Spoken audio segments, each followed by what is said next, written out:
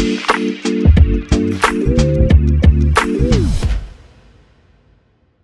right, hello, and welcome back to another episode of the Chase Thomas Podcast, where I'm still the aforementioned Chase Thomas, coming to you live from Knoxville, Tennessee. Jon Tayler is back on the pod, one of my favorites, and one of the good folks who were not on last week because I was gone. I was busy getting married, going on my honeymoon, breaking my foot. It's been a little bit of time away, but John went to France, like all kinds of life changes in the last couple of weeks for you and I. Yeah, tons of stuff. I ate just big life stuff all the way around. What was the best thing you ate in France? Ooh, that's really tough.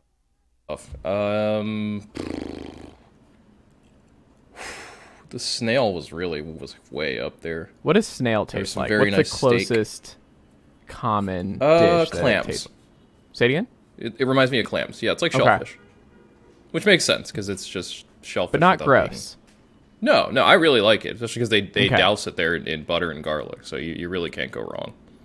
See, snails might have been ruined for me by that new Ben Affleck movie with Ana de Armas, where he's obsessed with the snails and that whole thing. that was a weird that whole my girlfriend and I watched the first 20 minutes of that movie before we were just like, this is actually more boring than anything else. But yeah, I do remember briefly seeing him like with the snails in his snail room and being like, okay, that's a character detail you could have used. Okay. They really leaned into that. The man loved his snails. They really lean into it. Yes. Also, didn't know that it could kill you if you just ate them raw. Like, I didn't know there had to be this whole process. I didn't know that either, actually. Yeah, see? Now you're nervous. You're like, should I have eaten that snail? Like, you're putting a lot of trust. I'm still confident. I still feel good having eaten said snail.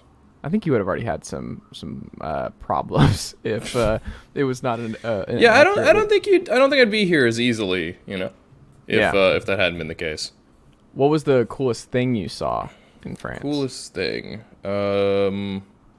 Piece of art, venue, person of interest that you saw doing some interesting stuff on a street corner. What did you see, John? What was the coolest thing you saw? No, I don't know if I have a good answer for that one. There's just a lot of walking around mostly, but it was more the sights than the people, and it was just the city itself is just a very cool sight. Had you been before? Yeah, I've been a few times before. Oh, wow. But this is the first time since last time I'd gone was right before the start of the pandemic. So this is the first time since then. Okay. But would recommend. Would highly recommend. Paris, France, if like the show review. Paris, France, 5 stars. I like it. Can you speak any French or no? No, not at all. I can speak in a really bad French accent, which I like doing, but I cannot speak French itself. Oh, speaking of, John, yes. Up there in New York City, Jon Tayler, Fangraphs.com. I was setting you up for the bit. New York City. That's the season of What We Do in the Shadows is over now, but that never has to end. No, that should live on forever, John. Speaking of things that need to live on forever, Zack Greinke career. No, we'll get into Zack and a really fun piece where I just very much enjoyed combing through today on all the quirks and things that have made Zack Greinke one of my favorite pitchers and just sports figures for well over a decade, because I was on the trade Zack Greinke for Jeff Francoeur bandwagon really early on in my high school years, man. That was a big thing. And it was contentious. It was contentious because he was Francoeur being a Parkview guy. Like, I went to Parkview. Like, not the great thing to trade the hometown hero, but I was like, sell high before this gets any worse, more uncomfortable in this fall from grace. Let's go get Greinke. It's going to be awesome. And did not happen. Greinke in a Braves uniform was something I've always wanted, and it doesn't look like that's ever going to be the case. But John, the MLB playoff picture, we're so close to Major League Baseball playoffs. It's amazing. I love that the Baltimore Orioles are still in it. They're like 3.5 back, I think, as of this recording, of the remaining wild card spots. So shout out to Sed and Gunner and all the names that I love saying on Adley. Yeah, like they're all great. All great names for Baltimore as they continue on down the stretch. Probably not going to make playoffs. 3.5 is almost impossible to make up at this point, but crazier things have happened. It is baseball. You never know. If you win games, our Fangraphs, our playoff odds have them just under 1%. But then again, our playoff odds have never liked Baltimore. But yeah, just to illustrate, like you said, that's a huge gap to close in just a week or so left of play.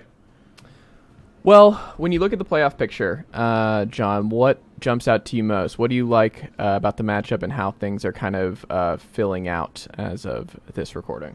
Well, it's funny that with this expanded playoff stuff, is like all the divisions are pretty much set. Like there's, the AL West is clinched. The magic number for the Yankees to clinch the division in the AL East is, I believe, 5 or no, it's 2. So if the Yankees win tonight against Toronto, that division is finished. The AL Central has also been clinched by the Guardians. Similarly, over in the National League, the Dodgers have clinched the West. The Cardinals are pretty close to clinching the Central. Only thing really left up for grabs at this point is the NL East. But then the big thing right now in terms of the playoff picture is it's really kind of hard at the moment to figure out exactly how the wild card spots are going to shake out. We know that one of Atlanta or the Mets, whoever loses that division, will be the first wild card, aka the 4 seed. We can be pretty sure that, or at least we better said, we can be pretty sure we know who the 3 teams are going to be in each league. In the AL, it's going to be Toronto, Tampa, and Seattle in some order as the wild cards. In the National League, it'll be Atlanta or the Mets, followed by San Diego and Philadelphia, although Milwaukee is charging hard behind them. The Phillies have looked pretty bad in the last week. They have to finish their entire season on the road. The Brewers have all their remaining games at home, so that's not nothing. But at least, especially, I'll just focus on the AL wild card for now. There's, right now it's Toronto, Tampa, Seattle in that order, 4, 5, and 6. But that could pretty easily flip over the course of the next week or so. Just looking at the schedules, Toronto has 2 more games with the Yankees. One of which will probably, if the Yankees win tonight, then their lineup tomorrow will be a pure post-clinch lineup, which is always a fun one. 3 games left with Boston, who is for all intents and purposes given up, and then 3 games at Baltimore, which maybe might be still fighting for that last playoff spot, but probably will not be. The Rays, on the other hand, finish with, and I should note too, those Toronto has 5 more games at home, including tonight, and then finishes on the road at Baltimore. Tampa Bay has all 9 of its remaining games, starting with tonight against Cleveland on the road, 3 against Cleveland, 3 against Houston, 3 against Boston. On the one hand, they're facing 2 teams that have already clinched their divisions and have nothing left to play for. Houston has locked up, if not locked up, the number 1 seed in the American League. Yeah, no, they've locked up the number 1 seed in the American League. They're up like 7 or something. They're up 7 games on the Yankees right now. Cleveland obviously is not going to be able to improve anything upon its 3 seed, barring some kind of amazing Yankees collapse. And like I've noted already, the Red Sox have nothing left to play for. But really, the team with the easiest schedule left down this last stretch is the Mariners. Granted, they've played really poorly of late, but they have 10 games to go, all of them at home, against Texas, Oakland, and then 4 games against the Detroit Tigers to finish the season at home. So right now the standings are Tampa is 1 game up on Seattle for the number 5 seed and 3 games behind Toronto. I wouldn't be surprised if Seattle overtakes Tampa Bay in that stretch, because again, they have the easiest schedule of all 3 of those teams going down by the stretch. You look at our projected standings, we have the Blue Jays finishing with 92 wins, the Rays finishing with 87 wins, the Mariners finishing with 89 wins. So our projections also think that Seattle's very easy remaining strength of schedule should be the difference and allow them to jump the Rays for that 5th spot, which would be huge. Right now it's set up as Guardians, Mariners, and Blue Jays, Rays. Instead, we get Blue Jays, Mariners, and Guardians, Rays. And one thing to note there too, and I obviously don't put too much stock into this because there's not necessarily any predictive value in it, but it's always worth noting the home road records of these teams. Toronto 44-32 at home, 43-35 on the road. Obviously, their main home field advantage, as it were, the Canadian government not letting unvaccinated people enter the country. That is gone as of October 1st. The Canadian government will no longer have an issue with that. So more or less equal. But look at the Rays: 51-30 at home, 33-39 on the road. Tampa is it's really important, I think, for Tampa not to end up. I mean, I don't know if they even can take the number four seed at this point. They are 3 games behind Toronto in the standings, or 2.5 rather. That's going to be really hard to make up. But something worth keeping an eye out for them. They have been a terrible road team throughout the season, especially then Seattle. Seattle, like Toronto, has been pretty much split between home and road. So it's going to be really interesting to see how that plays out, which of those teams ends up with the 5 and which of them ends up with the 6. If I'm Cleveland, I don't really know which team I'd rather face as the number 6 seed. You don't care because you won 7 straight. You're just winning. You're like, bring them on. Who cares? Yeah, the vibes honestly, are great. By pure simple numbers, Tampa Bay and Seattle, there's not really much difference between them. They both have similar offenses, similar pitching staffs. Again, the big thing there is that Tampa is way worse on the road than Seattle is, but again, that there's not really any predictive value in that. And like you said, they've won 7 straight, won 9 out of their last 10. They're surging at. I mean, there's always that question of, do you want to go into the playoffs hot, or does it really matter because the playoffs are essentially a total reset? But it certainly doesn't hurt to go into the playoffs hot, I don't think. Right. So that's something I'm keeping, or that's something I'm interested in. I also, just on a pure entertainment level, I think I'd rather have Toronto and Tampa Bay because I get the sense those two teams don't really like each other. And having that extra little bit of intra-divisional oomph always makes for kind of a nice play. Plus, I kind of like the idea of Cleveland. Like, it'd be very funny for me if Cleveland, if they do have to play those 3 games, has 2 games at home and has to go all the way to Seattle and then come all the way back if they win that series to face the... there's no reseeding afterwards, so it's the number 1 seed would face the lowest seed, and then it'd be against the Yankees, which let's all be frank, that's going to be a Yankees series win because for some reason AL Central teams just have no ability to beat the Yankees in any kind of capacity. So, and then over in the West, like we said, either one of the Mets or Atlanta will win the East. The other will be the wild card team. Obviously, I think.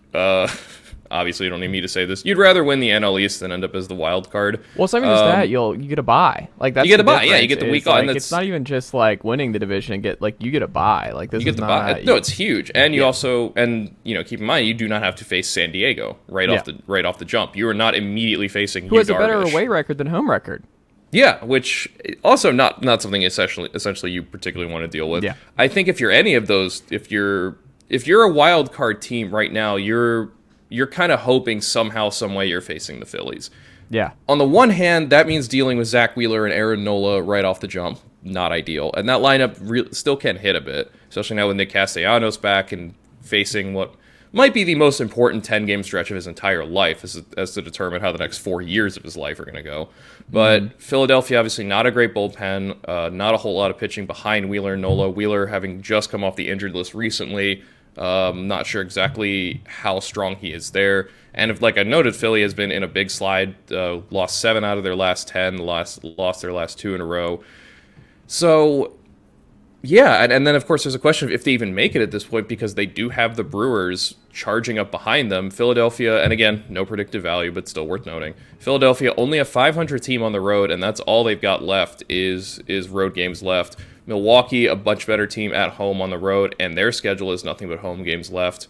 You look at the particular schedules. The Phillies for the remainder of this season have 3 games at Chicago, 4 games at Washington, and then 3 games at Houston. So not the toughest schedule there. Obviously, Chicago and Washington have nothing to play for except spoiler, and Houston by that point of the season will pretty much just be tuning itself up for the postseason. Whereas Milwaukee, you take a look at their schedule. They are 1.5 games behind the Phillies right now with however many games they have left to play, 9, I believe. They wrap up their season with 2 against St. Louis, which St. Louis hasn't officially clinched the Central, but that one feels pretty well in hand.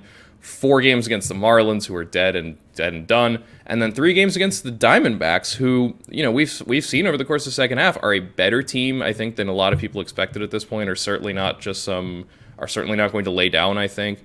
You look at our projections for what we expect going forward. We think the Phillies will finish with 89 wins. We think the Brewers will finish with 87. So it's going to be close down the stretch, and I can certainly see that flipping. But I think it's going to be a little tough for the Brewers to pull that off. The other thing is ahead of them, the Padres, we have projected to finish with 90 wins as opposed to 89. So as with the American League, those last 2 wild card spots I think are very, very variable and very up for grabs.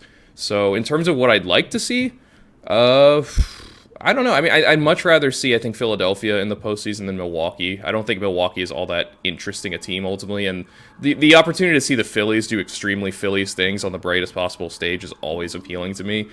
And I mean, look, I'm not gonna weigh in on the NL East. That's your territory as to whether or not you think this Braves team can overtake the Mets. Granted, there is only a game's difference. How many more times are we gonna get Bryce Elder on the mound? How many more times we'll see with Kyle Mueller tonight? But no, Bryce looked insane last night, and Kyle Wright first to 20 wins. We'll get to in a second. I don't know. Yeah. I mean, and then, every game is we'll see. And then we should also note their schedules down the stretch. The Mets still have 8 games to go, 2 games against the Marlins, that enormous 3-game series at Atlanta that will decide the division one way or the other.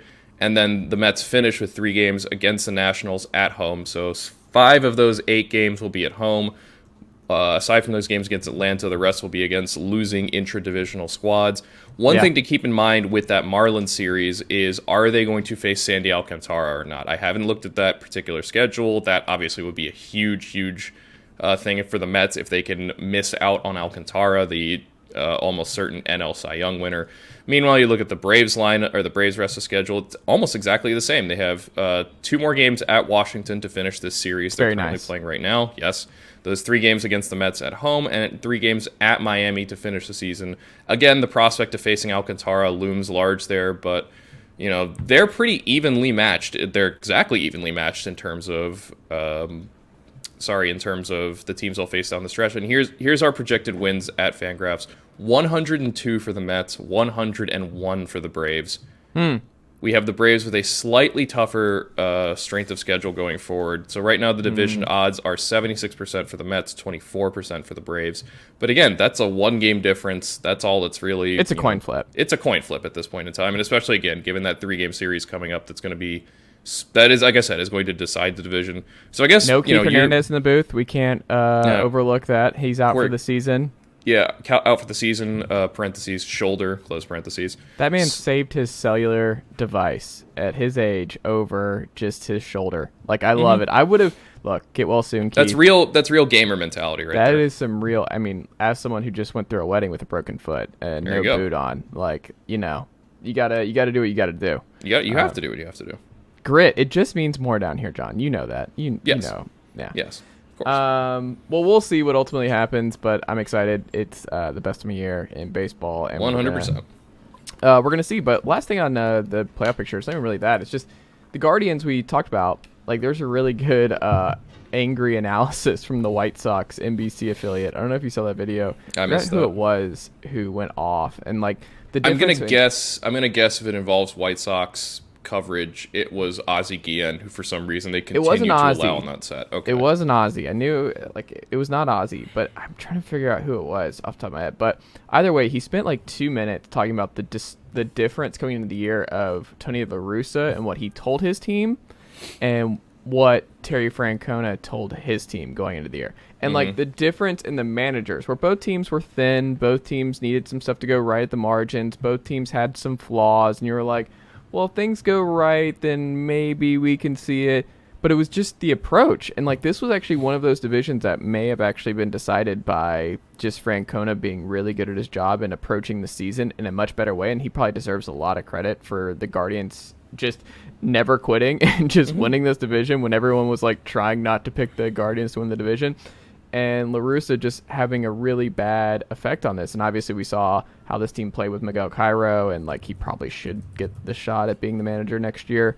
Based on what we've seen. I don't, especially coming off this season. It'd be one thing if La Russa were out sick at the end of the year and this team had been good under him. It's another thing when you, not only do they underperform, but you've also gotten a number of quotes from players, some named, some not, about how different the vibe feels without him there in a good way.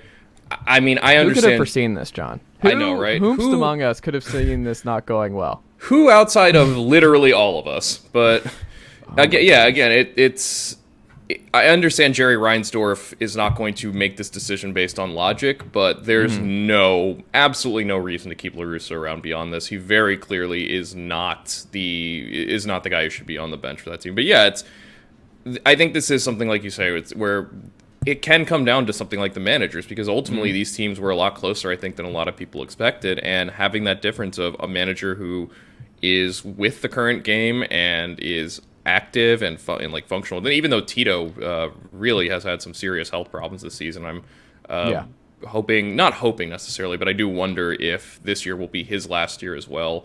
Versus a manager in La Russa who quite literally at times was asleep at the wheel. I just can't see how Chicago goes forward with him. And also, players just like Francona. Like, it's clear that players love Tito. Yeah, and that matters at the very least. If you're wondering, like, Dusty Baker is another good example of this. Is just a good vibes and good manager, and it's a long season. It's a grind, and when we're still kind of trying to figure out how much managers really play a role into team success, it's little things like this where you're like, okay, if this was not Francona as a manager for the Guardians this year, and it was insert random manager here, you could see them not winning the division. You could see that margin of error of a couple of games where, like, Francona not even just pushing the right buttons, but just getting the most out of his guys, and the guys believing in him, and there just being a good camaraderie there. So kudos to the Guardians for pulling it off, and they're going to get a host of postseason series. They're, at the very least, we'll see who they get matched up with and how that all goes, but look, good season for the Guardians, and congrats to those fans right away. There you go. When you change the name, you win the division. People forget. Guardians-wise, since it's happening right now, Cleveland and Tampa in a rain delay right now, which big for Tampa Bay because Shane Bieber started this game for Cleveland, and if this rain delay is long enough and knocks him out, that's obviously a big plus for Tampa Bay. Although, on the other hand, they will also lose their starter, which I believe tonight was... I want to say it was McClanahan. I'm checking now because that would also be... I mean, on the other hand, Tampa is so used to doing bullpen games that I don't really think it matters who they had on the mound at this point, that they'll just figure it out anyway.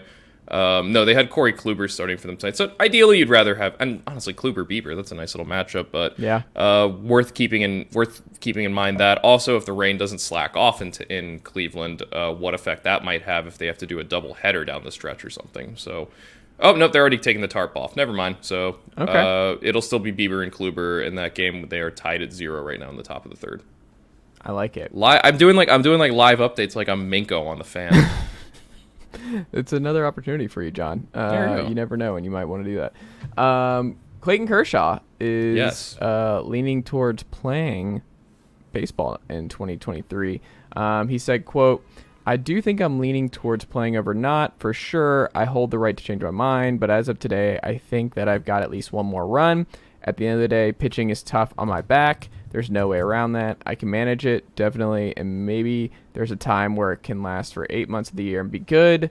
I still think that's in there." I mean, clearly this guy has accepted that his back is just never going to be great and that he's going to have to power through it at this point if he wants to keep playing baseball, which sucks. It's a shame to see. But, I mean, on the other hand, you look at what Kershaw's done this season. Yeah, he's playing hurt amazingly. Yeah, he has a 1.72 ERA plus despite the fact he's got the back of, well, a man in his mid-30s. Like, that's phenomenal.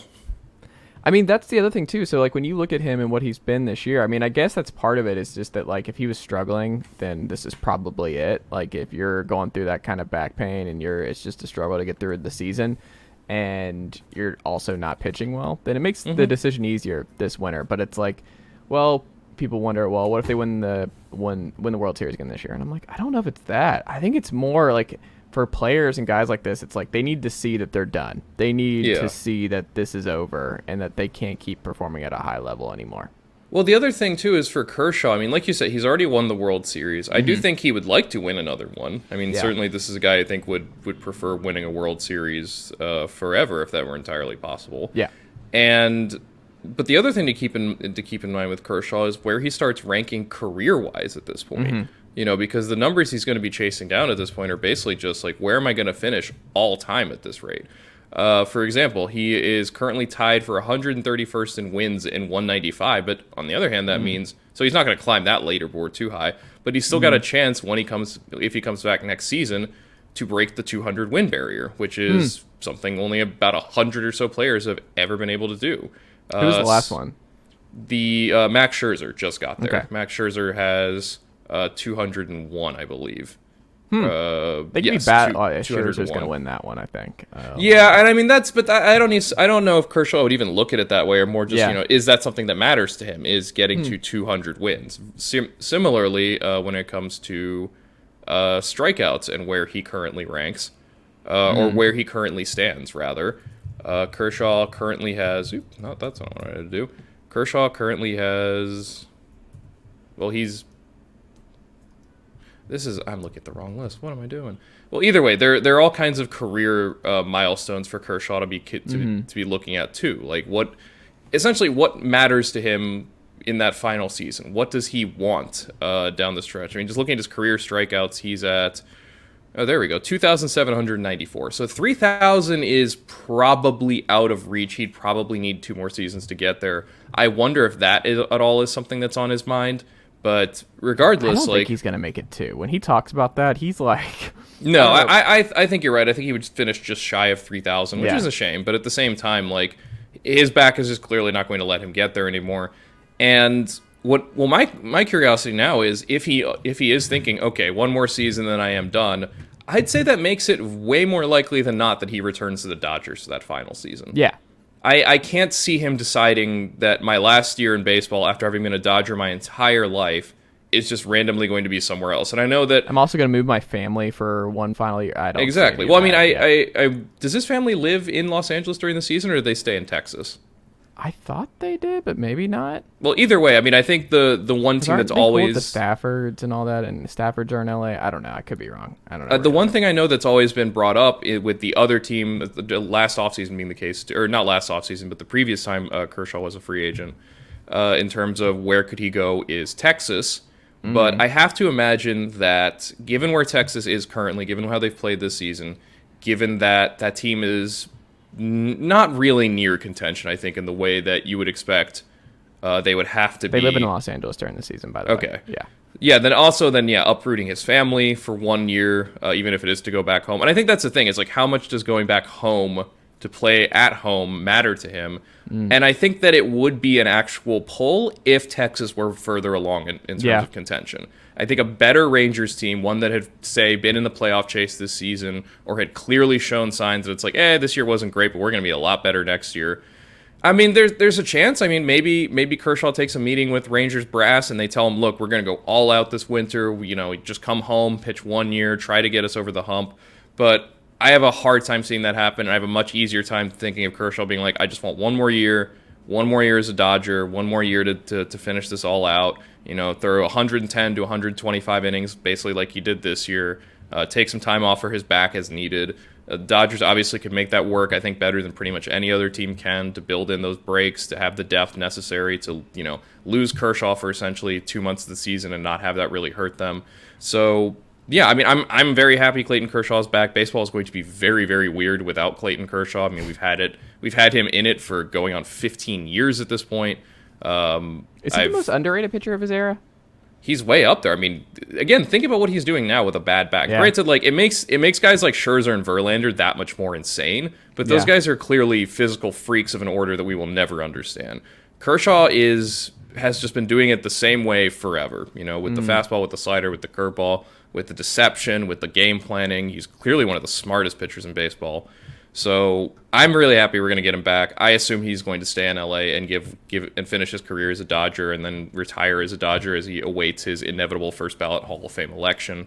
So yeah, but I'm going to be very happy we'll get 1 more year of Kershaw, and I hope he does if he decides before the season that he's out. I'm sure he's not the kind of guy who wants the retirement tour. He's never really seemed like that kind of player, but I do hope that the teams and the league as a whole takes a chance to appreciate him and what he is and what he has done.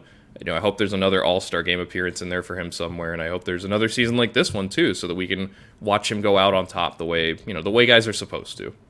It's a dangerous game though, John, as we've seen with Tom Brady. You can't keep going back and forth against this. The family won't put up with it. There's one day you're on top of the world, the next thing you look gaunt, like a starved orphan. Your wife has moved out. You're stuck in Tampa ahead of a hurricane. It's all pretty bad. There was a really good piece by Will Leach on New York Magazine last week about Tom Brady and all that. It was good. Highly encourage you to read about that. Like the dread, where everyone who has just rooted against Tom Brady forever, it's like, oh, you finally got what you wanted. He's actually sad, and it's just sad to see Tom Brady sad. Yeah, he's going through it, man. He is. Another first ballot Hall of Famer, I think. Right, Zack Greinke. Are we throwing Zack Greinke first ballot Hall of Famer? I mean, if I had a Hall of Fame vote and he were on there, I don't particularly. Guy gets in first year versus fifth year. I don't care if he's a worthy Hall of Famer. He's a worthy Hall of Famer. I mean, for me, Greinke has a career ERA of 3.44, which is pretty good. Career ERA plus of 122. He's thrown over 3,000 innings. He's about 120 strikeouts shy of 3,000. He's not going to get there, but that's okay. Yeah. 223 career wins. Career wins above replacement of player value batting. Well, that'd be awesome. He actually has added some player value with his batting. Where did they go? Oh, there it is. Wait, no, not that. That player value pitching. Finally. Career wins above replacement of 71. And then when you look at using Jay Jaffe's JAWS Hall of Fame monitor stats, 76 career wins above replacement. Average Hall of Fame pitcher is at 73. So Greinke is there on the overall total at the 7-year peak. His JAWS score of 62.1 is beats out the average Hall of Famer at 61.4. By gray ink Hall of Fame monitor and black ink, he's pretty much there. I would vote for Greinke as a first ballot Hall of Famer. I think because if the stats have him there pretty much, then he's a first ballot Hall of Famer for me, and I don't really see the point in waiting around for it.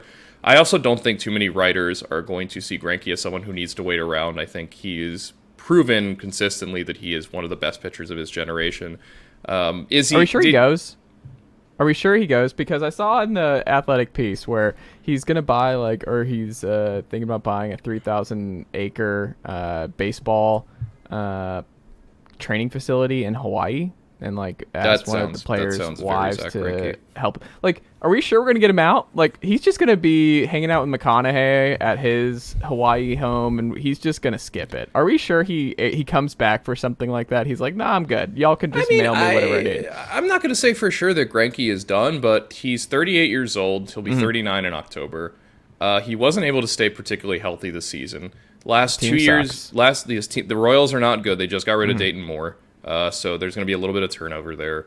He was basically league average this year after basically being league average last year. He does not get strikeouts anymore. He was never the biggest time strikeout guy, but he always used to, post decent numbers. Now we're talking about strikeout rates hovering in the 5 and the 6. It's a Changming Wong zone. That is a name I have not heard in a long time. Let's remember some guys. Yeah. I can very easily. I mean, but the thing with Greinke is no one ever knows what he's going to do in any capacity whatsoever. I had kind of figured him returning to Kansas City was just to be able to go out the way he came in, and that meant something to him was to be a Royal on the way out. It's very funny to think that he's almost certainly going to go into the Hall of Fame as a Kansas City Royal, which is just a hoot to think about. He has spent the majority of his career in Kansas City. I guess that's tough. I mean, it's been Kansas. Well, think about it this way. Here are the 6 teams that Zack Greinke has pitched for in his career. Ooh, can I guess? Yes, actually, try it. I want to see if you can guess. I'm guaranteed there's one team here you're not going to get. Royals? Yes. Astros? Yes. Did he pitch to the Rangers? No. Okay. Don't think he's from. So he's Royals, from Florida. Astros. Hold on. Royals, Astros, Diamondbacks, Brewers. Yep. Brewers is a nice one. Good catch. You got 2 more. The CC Sabathia thing for a little bit with them. They just love their high-priced pitcher for a little bit of time. They're like, all right, we've paid you a little bit too long. You got to go. How many have I named? You've named 4. You've got 2 to go. Do I really have 2 left? You have 2 left. Dodgers. Yep. This is a team I don't think you're going to get. And I'd be amazed if anyone remembered this. I had completely forgotten he was on this team. Was it before KC? Was it an early career? No. He debuted with the Royals, so this is post KC.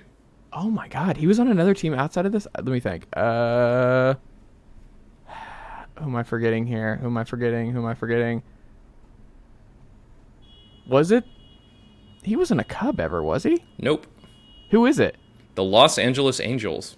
Oh, I had no recollection of him on the Angels. I had forgotten that the Brewers traded him there at the 2012 deadline. Oh, my goodness. Gene Segura, Johnny Helweg, and Ariel Pena. Wow. I completely forgot he was an Angel. Yeah, because 2012 was a walk year for him, and Milwaukee I don't think was any good that year.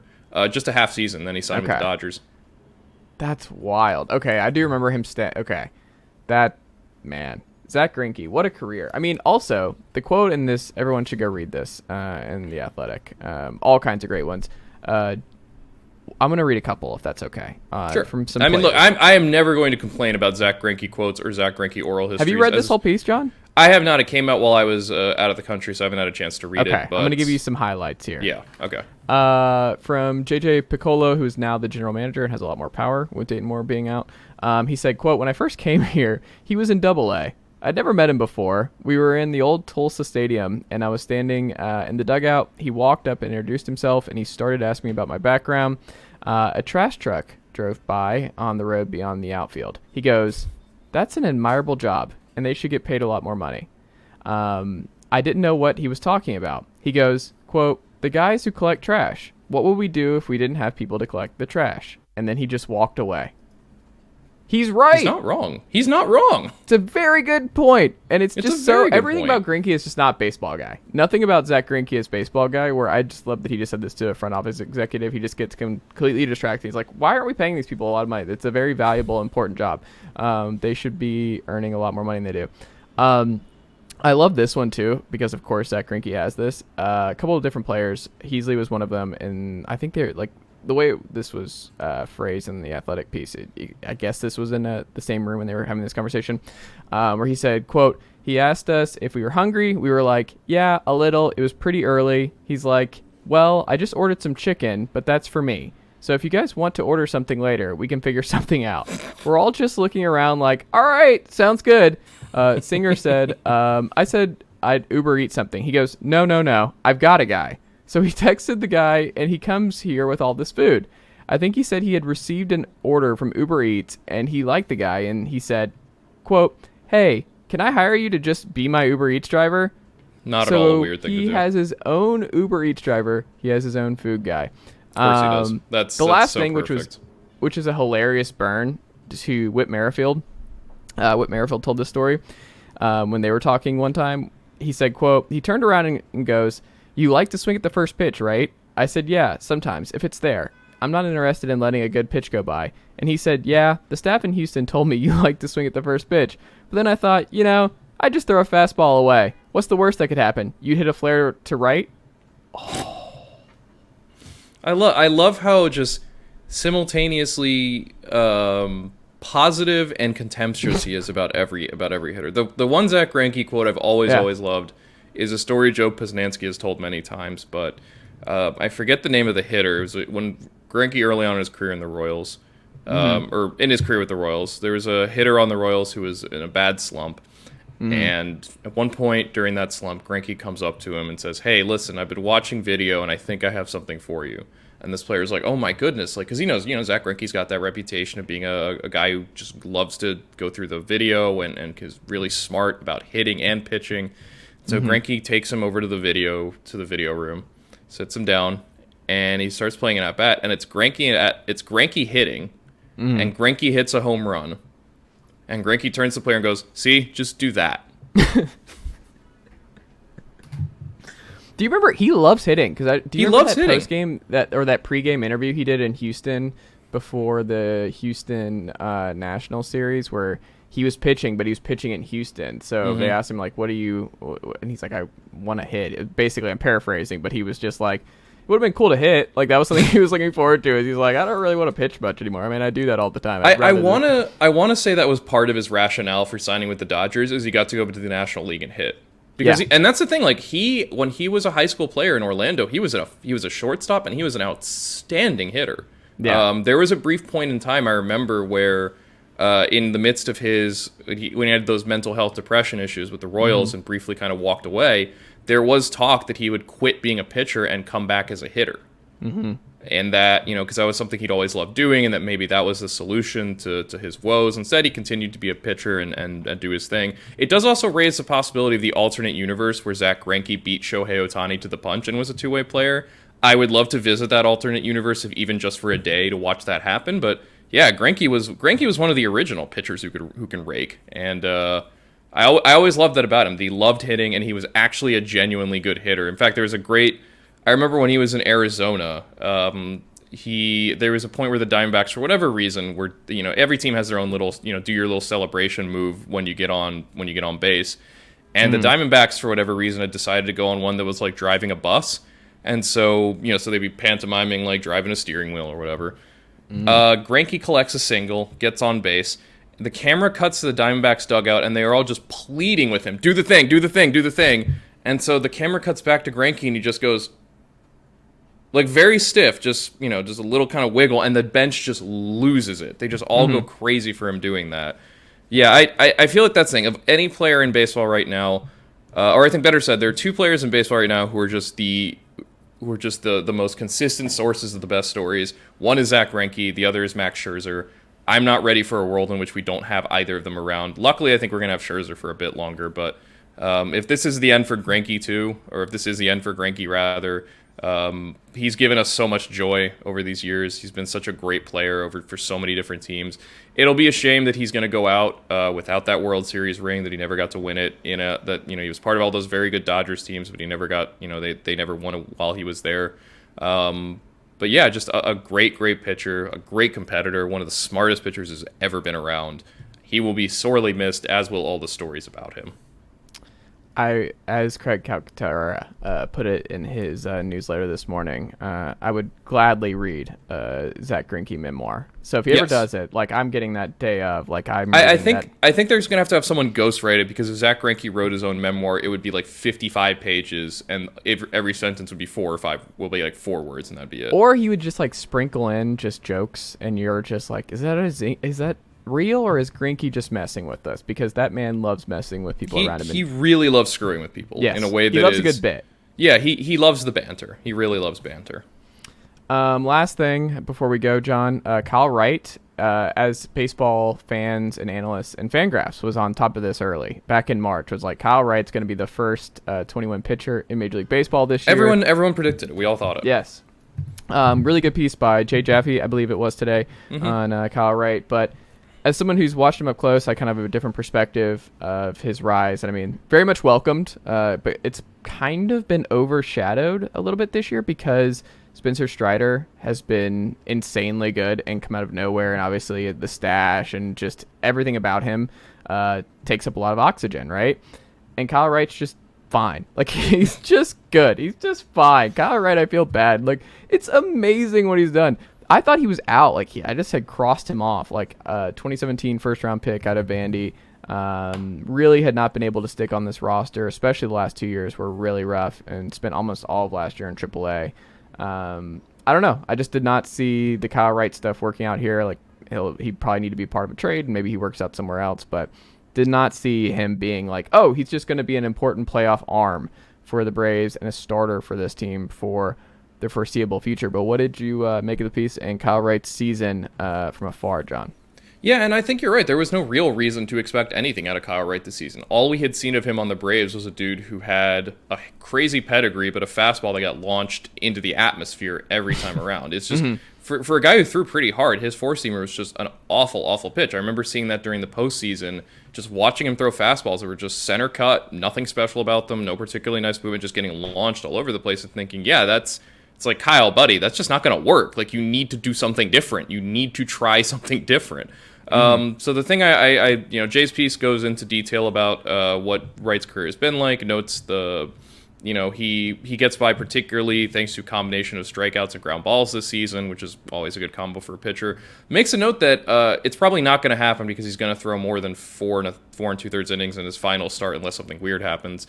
But that Wright could theoretically finish as with the fewest innings pitched in a 21 season. The current record holder for that is Blake Snell, who threw 180 and 2/3 innings when winning 20 games with the Rays in 2018. But yeah, what Jay notes is that a lot of what has made Wright successful this season is he's ditched that four-seamer, if not ditched, at least really reduced its usage, and pumped up the curve instead and the sinker. He's also gotten rid of the slider and started emphasizing his changeup more, along with a lot of mechanical changes with regards to his delivery, his windup, everything like that. So it's a good sign, or Kyle Wright, I think, is a good reminder that, don't give up on guys, quickly. I mean, granted, it had been 5 years since he'd been drafted. I think there was more, like you said, there was more enough reason to believe it wasn't going to work in Atlanta. Maybe he needed to change somewhere else. The approach he had wasn't working. But it's a good reminder that, guys can change their approach if they're capable. There's always something that these guys can do. I'm sure you personally were not hoping for good stuff out of a Vandy product. I know how much that hurts you deep down. Well, I mean, Dansby, you got Dansby there. You got Vandy is just, look, it is what it is. You can't avoid these guys. They've been the Vandy boys for a long time. It's still a top 3 college baseball program. They're not going anywhere. Tennessee's just joined the party. So we're going to have now when a Tennessee superstar comes in, like if we get, I can't even just get ready. But that will change everything. That's fine. But yeah, the same. For my health. One thing that Jay notes and is really stands out to me is that Wright has 3 pitches valued at -6 runs or better, which on StatCast's run value, and reminder, positive value on a pitch is bad, negative run value on a pitch is good. 3 pitches valued at -6 runs or better over a minimum of 50 plate appearances. Only 4 other pitchers have that this season. Bieber, Kershaw, Aaron Nola, Alek Manoah. That's a pretty good group to be in. And for Wright, that is the sinker, which is the 3rd best in the majors by run value at -12. The curveball ranks 9th at -9, and the changeup ranks 11th at -8. He has 3 legitimate pitches right now, which is also something when he came up, when he just had the fastball and the slider, where you're like, yeah, there's nothing really that's working here. What are you going to do, pal? So big kudos to Wright. And also Jay notes from a piece from The Athletic's Dave O'Brien that Wright worked a lot also with the Braves kind of mental conditioning team, or mental conditioning is not necessarily the right word, but he did a lot of work in terms of I think just changing his approach mentally and just kind of getting into a better place mentally. And I imagine that was probably really hard for him to be like, a top 5 pick who struggled as badly as he did, who wasn't really a part of the Braves, postseason runs. But one thing Jay notes is that he had that great performance in the World Series last year in relief of Dylan Lee, that he kept Houston off the board for a while and let Atlanta come back in that game to win it. And maybe that was the start of the turnaround mentally for him, is just seeing, hey, I can do this. I'm still capable of doing this kind of stuff. And he comes into this season with a different approach, with different mechanics, with a different arsenal. It's great. It's really great to see. Like, you always like seeing high draft pick guys succeed. And it's really going to be important for Atlanta, too. Obviously, they've got Fried and Strider going forward. But having that now locked in number 3 guy, I think with Wright, especially with Charlie Morton probably being on the way out, with Jake Odorizzi not having really performed for much of anything for the Braves, having that number 3 guy set as they not only go into the postseason, but also look at the offseason and try to figure out what they want to do with that rotation going forward. Just knowing that there's a different version of Kyle Wright and a much better version of Kyle Wright, and that's only going to be a good thing for the Braves going forward. John, what can the good folks check out from you at Fangraphs.com and the great team over there as Major League Baseball wraps up the regular season? Tons and tons of stuff. We've just onboarded a bunch of new contributors, so you're going to be seeing tons of stuff coming out on a regular basis. We have, I believe, 6 things on the docket for tomorrow, another 6 things a day after that, so there's going to be a lot. We'll have something from Ben Clemens on Cleveland's playoff odds going into the postseason. To me, that I think is the most interesting team in the American League in terms of what can we really expect out of them. The Yankees and the Astros is one thing. The wild card teams we've seen a fair amount of. Cleveland, I think, really is kind of the X factor in this postseason for the American League. I can see them getting knocked out in a sweep. I can see them making a run to the ALCS. Sure, why not? We'll also have something tomorrow on the Atlanta Braves, who are at this point have yet to execute a single successful sacrifice bunt this season. They have literally 0 bunts on their record. So we're going to have one of our contributors, Leo Morgenstern, take a look at that. I didn't even realize that.